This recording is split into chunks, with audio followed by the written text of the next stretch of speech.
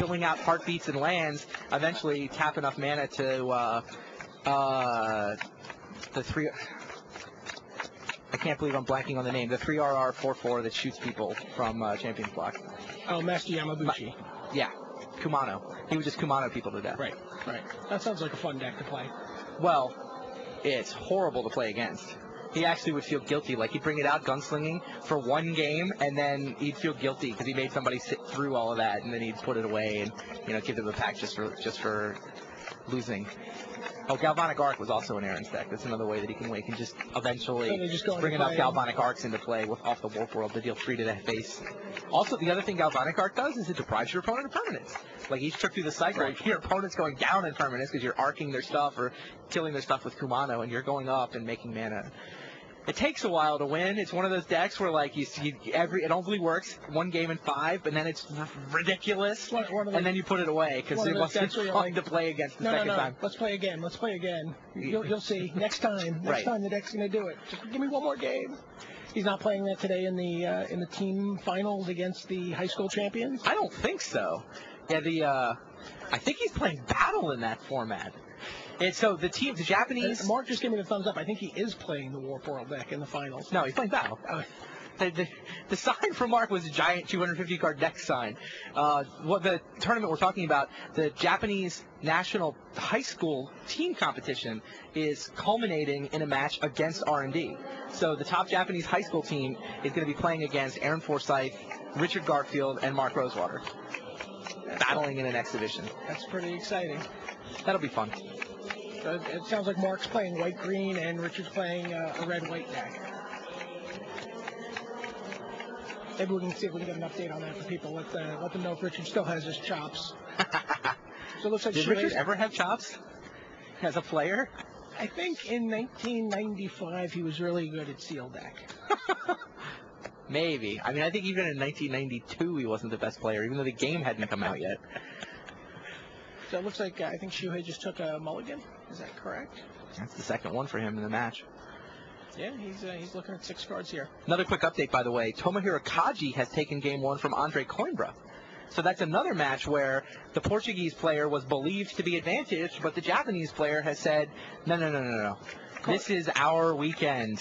Coimbra didn't get the same results as the rest of the world. Yeah, he's the only person who thinks he's a dog in that matchup. He was despondent over his chances this morning. Wow, looks like Shuhei's going down to 5. He's going down to 5. That's unfortunate. So I saw in Ketsumori's hand that he brought in 2 naturalizes. So I saw that he drew those in his opening hand. I don't know. I guess he brings those in for Pithing Needle. That's the only. Pithing Needle can't be great in a mirror matchup, right? It's the only. I guess he brings them in for the greater goods. They both know Glare as well. And for Glare. No, of course. I'm thinking about naturalize. Dueling Llanowar Elves. Each player leads with a Llanowar Elf. Players were scrambling for Llanowar Elves this morning because they're playing on. Oh, they can't play with sleeves, so they needed unmarked ones. So everyone has their fancy black bordered Llanowar Elves that have been around forever and are, fairly well worn around the corners. Right. And instead, we make them play with 9th edition white bordered. Get the nice Kev Walker art, though. So no second land for Nakamura, but he does have Selesnya Guildmage. I'm so happy that I finally learned how to say Selesnya, by the way. It only took me 4 of the 5 days at Worlds to get it. Looking at Katsu's hand, he's got Congregation. He's got a Wood Elf. Got a City Tree. That's a Portal Wood Elf there, by the way. Speaking of really nice-looking cards.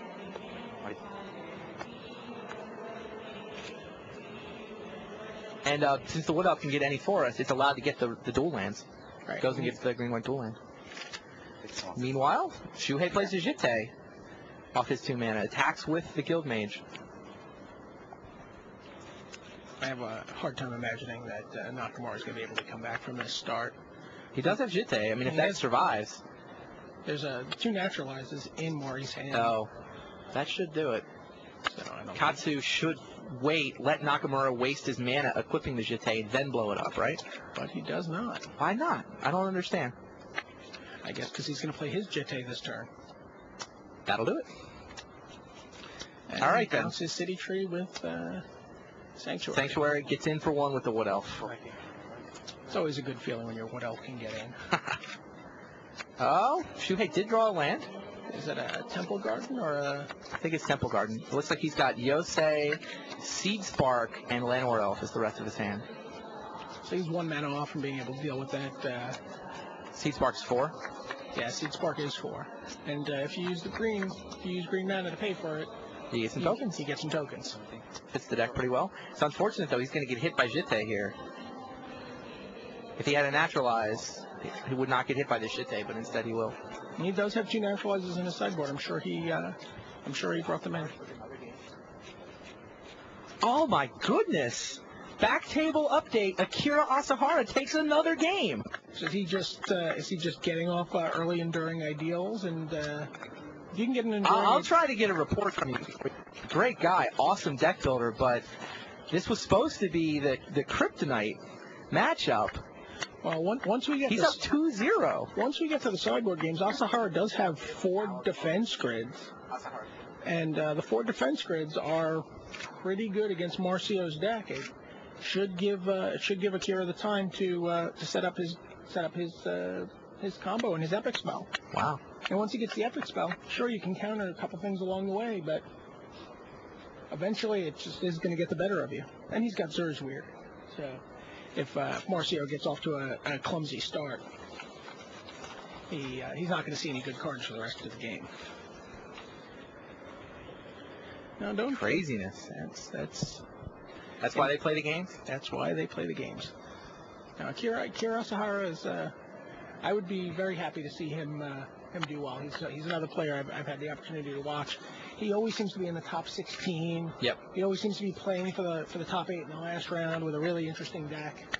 The first time I remember watching him play was at Pro Tour Houston, where with the Real Move Game Sweep, and he had an unbelievable look. And you can actually find the deck if you go to the coverage page, because all the decks in that tournament are there. Meanwhile, Katsuhiro Mori equips his Jitte, serves with that Wood Elf. The Wood Elf dies, but he gets 2 counters on the Jitte and takes down a Llanowar Elf. Stone Rain's a land. Takes down both Llanowar Elves. Yeah. Rain Assault's in there. Yeah.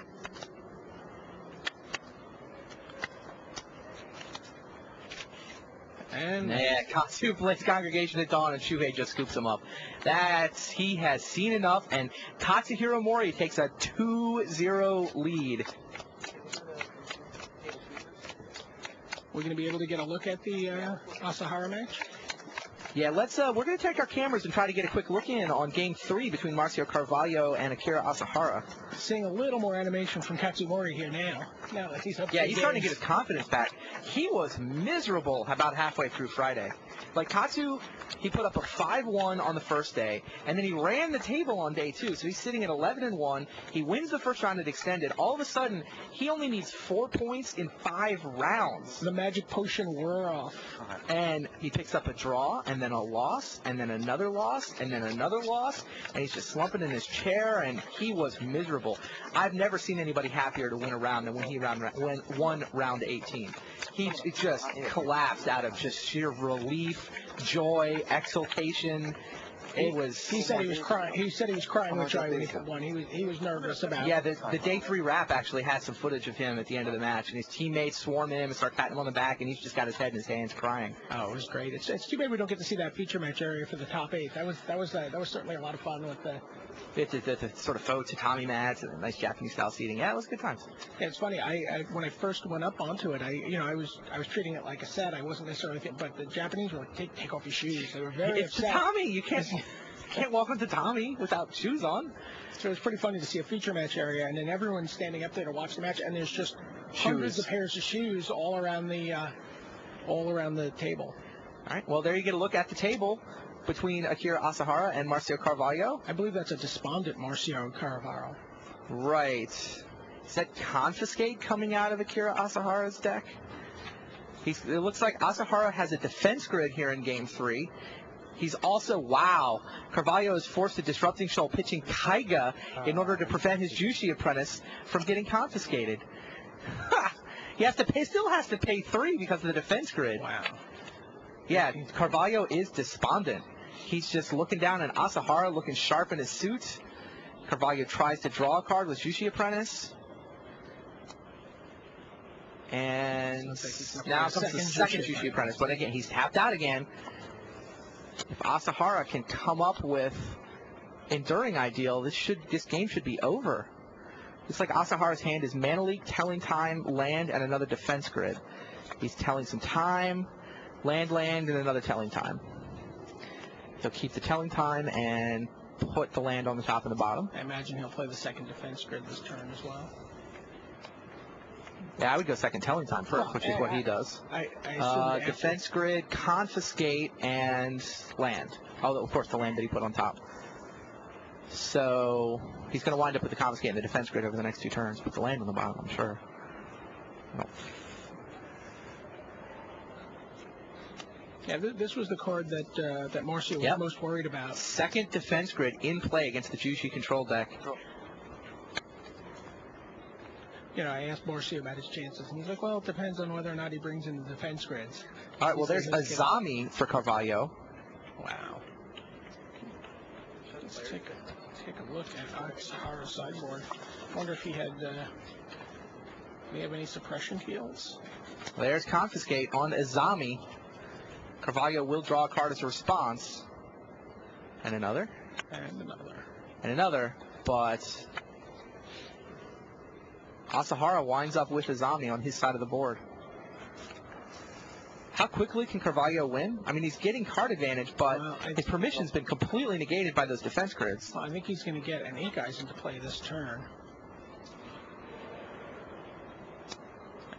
I mean, I don't know what that does other than attack for 5, but he can get that into play.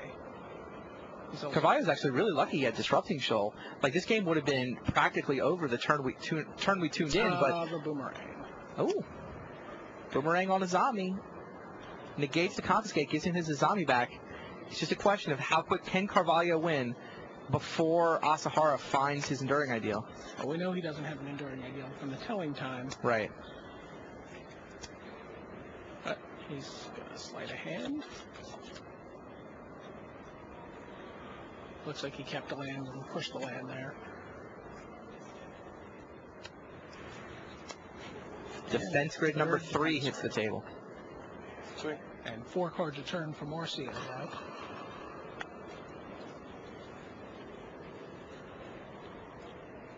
Like I said, he does have Ink Eyes, so he can get this game over with in a couple of turns here. And he's got a Moloku. And he's got a bunch of useless counterspells. Boomerangs are still all right. Yeah, boomerangs are fine, especially against Confiscate. Carvalho on the left of your screen, Asahara on the right. Carvalho has actually come out of nowhere to win Grand Prix Lisbon. He finished second to Olivier Ruel at Grand Prix Bilbao, all within the last couple months. Also made the Portuguese national team, came to Worlds, and just had a spectacular weekend. Actually had the Portuguese team in second place going into the team day. They didn't make the finals, but they did still win some money, and he's the #1 seed going into the finals. He actually had more points than anybody else in the Swiss, so Marcio Carvalho is a rookie, and if he wins this tournament, we actually have a tie in Rookie of the Year. That'll give him just enough points to tie Pierre Canali and force a playoff for the Rookie of the Year title. He finished just outside of the top 8 of the team competition, is that correct? He finished 13th, I believe. 13th, so right outside of an extra point. Yeah, if he'd gotten into the top 12, he'd have 1 more point that he could win with a win. But instead, he can force a tie by becoming world champion. There's Akira Asahara. We've been talking about him. One of the great minds of Japanese Magic. He's the rogue.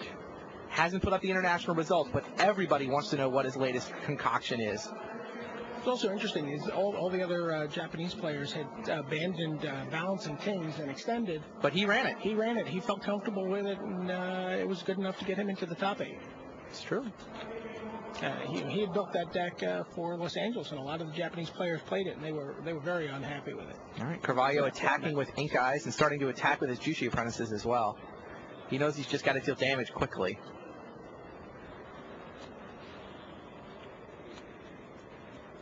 So how does Asahara's deck actually win? When it casts Enduring Ideal, what does it go get? It should go get Form of the Dragon. So does Form of the Dragon shut down every creature in Carvalho's deck? No, he's down to Moloku, basically. Moloku and Kega. And now he's got Moloku in play, by the way.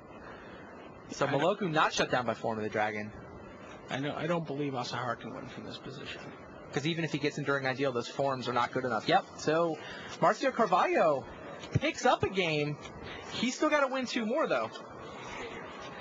Carvalho is supposed to be the big favorite here. Drops 2 games, and that game was very losable. I think Asahara actually got a little unlucky not to win that one. Don't you think? Yeah, if he had a lot of card search there, if he had seen an Enduring Ideal at any time, I think he would have been in great shape. Also, the Boomerang was tremendous there. And the fact that the Disrupting Shoal. The Disrupting Shoal, he was able to counter something through a defense grid because his counterspell cost 0. How many Disrupting Shoals does Carvalho run? Carvalho has Overwhelming Intellect there in the sideboard. That's kind of fun. He has 3 Disrupting Shoals. That card was very big in the Jushi decks at state championships.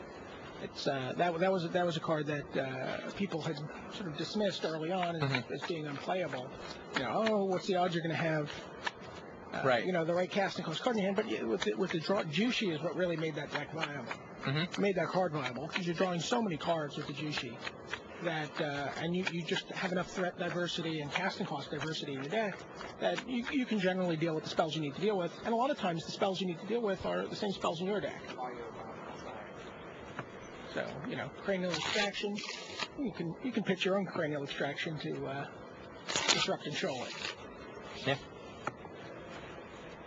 That seems to be what Rewind does more than anything in the Jushi control decks.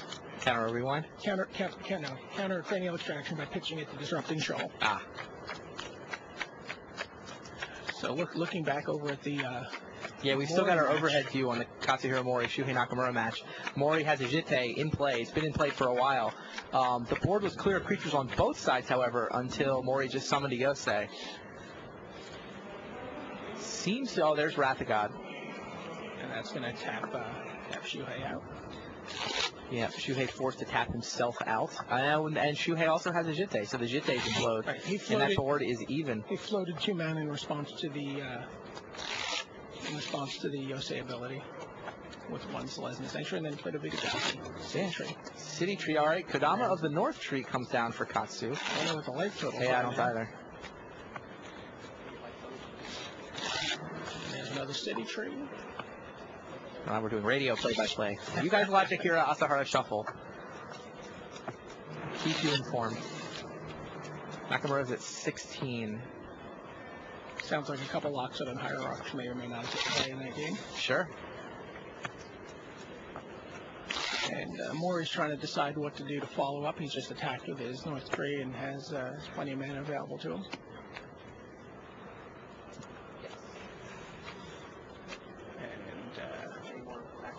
Both players have the City Tree in play.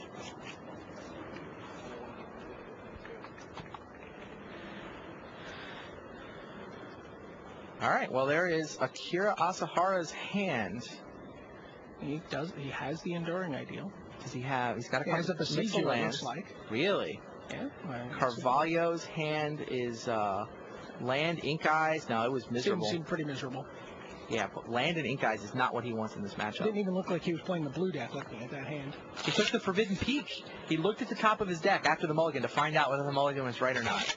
Do you take the peak? I always take the peak. But it doesn't make any difference what's actually on top of your deck. You're making your decision based on, the likelihood that lands are there or that the cards you need are there. Why peak? Why would you want to know? Because EDT told me to peak. EDT and I always theory? do what EDT tells me. It's funny. Yeah, EDT wrote the classic article on mulliganing, and his claim was that maybe your intuitions about the mathematics are wrong, and that over the course of hundreds and hundreds of games, you can actually discover that your mulliganing is wrong. I don't buy it. I think it just makes you miserable. I've discovered that my mulliganing is wrong, and I continues to be wrong. And and sometimes it's right, sometimes it's wrong. It's a judgment call, right? You should be making your mulligan decisions not based on what's actually on top of your library, but what's likely to be there. I lose more games than I think mulliganing is actually probably one of the toughest skills a player can. It's hugely important, and people don't spend enough time thinking about it. I completely agree. But players make so many mulligan decisions based simply on whether or not they have land and spells in their hand, and not the quality of those land and spells, or they. Right. I thought that was a pretty smart play from Carvalho there. A lot of people would say, "Oh, I get 4 land and 3 spells," or maybe it was 5-2. I didn't see the last card. Either way, it seems like it's potentially capable based on the land spell mix. But no, the spells were terrible for this matchup. Right. So, and they were slow. That's not a draw he was going to win with. You have a map that you want See, your deck to follow. Look at this mulligan draw. Turn 2 Jushi appearance. Right. And that's the map his deck wants to follow, right? It wants to play a turn. Face Fetters. Asahara.